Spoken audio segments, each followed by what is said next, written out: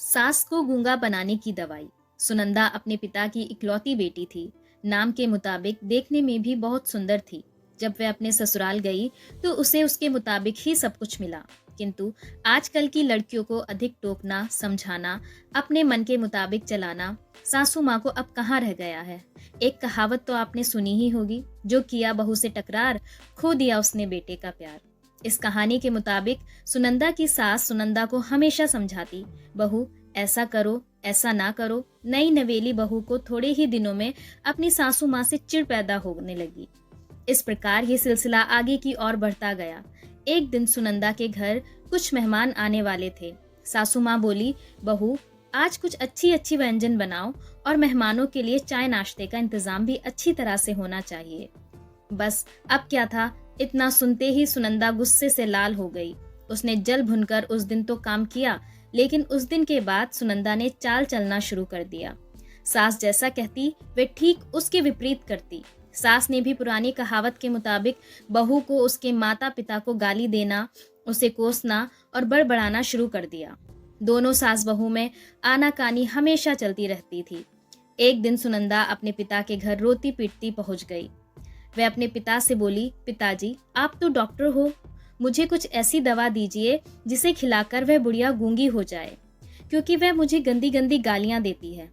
इस पर पिताजी कुछ सोचते हुए बोले, बेटी मेरे पास एक ऐसी दवा है, लेकिन वह कड़वी है, वो आसानी से नहीं खाएंगी।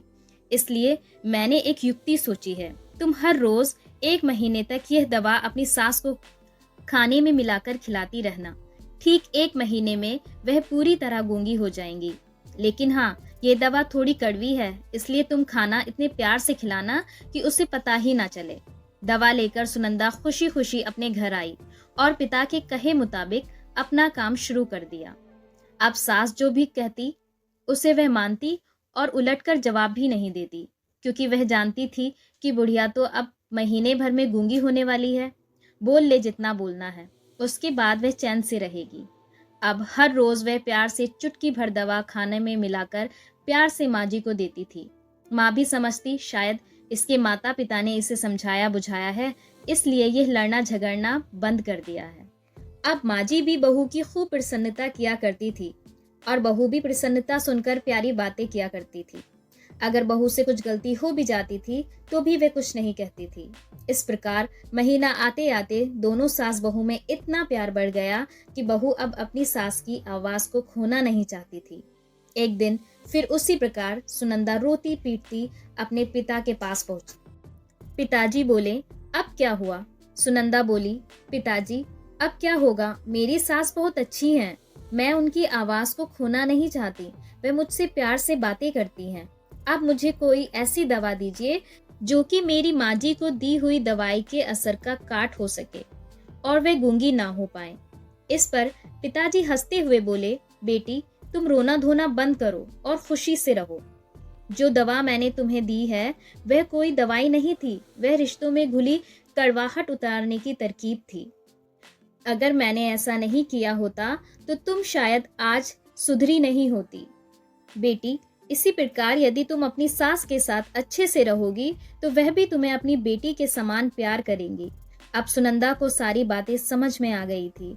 उसे अपनी गलती का एहसास भी हो गया था। वह वापस अपने ससुराल चली आई। इसके बाद दोनों सास बहू प्यार से रहने लगी। उनके बीच स्नेह और अपनापन का भाव आ गया और घर खुशियों से भर गया। यह एक सच्चाई है।